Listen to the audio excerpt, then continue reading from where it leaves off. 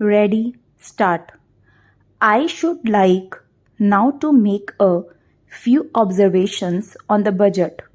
This budget marks a turning point in the history of our country. It is no use attempting, as some of my friends have done, either to depreciate the budget very strongly or to suggest that we are not witnessing a new revolution in our methods of fiscal training and technique. I want it to be quite clearly pointed out to my friends that we are now facing the lean years of Indian finance. Hitherto, we had revenue surpluses which were a form of public saving and which were meant to be utilized for capital development. Hereafter, this form of revenue surplus would not be available. We have therefore to find out ways and means of implementing our great program of national reconstruction at minimum cost. My point is that the deficit on revenue account would be of the order of about rupees 19 to 20 crores.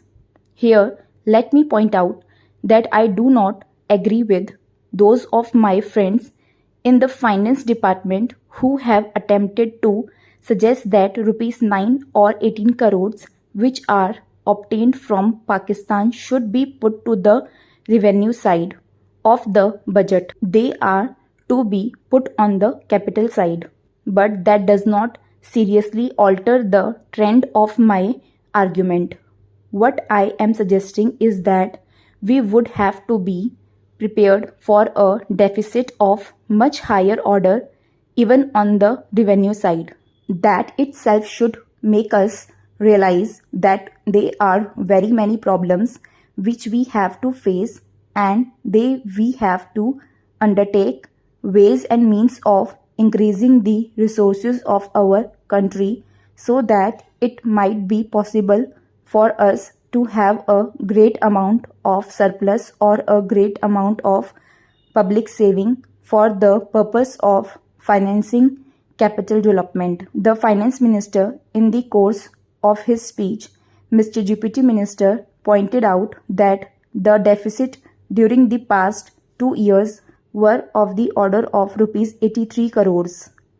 I venture humbly to disagree with him because I feel that when we are talking of deficits, we must take into account the overall deficit incurred by the central government, and that would be of the order of rupees 200 crore. During the years of relatively light expenditure, we had a shortfall of about rupees 200 crores. Undoubtedly, now when we are going to have a very great amount of expenditure, we might have a great amount of deficit and we would have to find out ways and means of trying to meet our capital expenditure. Some members have pointed out that deficit finance is good. Others have pointed out that it is poison. One honorable member who preceded me pointed out that it could be taken like a tonic. Now I am not willing to enter into the merits of deficit financing or demerits of deficit financing in an academic spirit. The time has now come when we should face realities. I do suggest that we have to indulge in deficit financing because without indulging deficit financing, it would not be possible for us to indulge in capital expenditure on such a large scale. But when we are talking of the scope of deficit financing, I would like to place before the House and the Finance Minister the two great limitations which face us. The first limitation that faces us is that concerning the internal price level, the Finance Minister referred to the cost of living.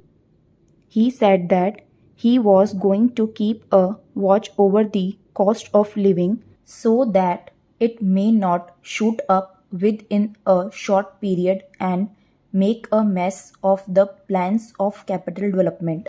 But there is another limitation which has also to be borne in mind, a limitation which has not received as much notice as it should have done in all the discussions that have taken place on deficit financing.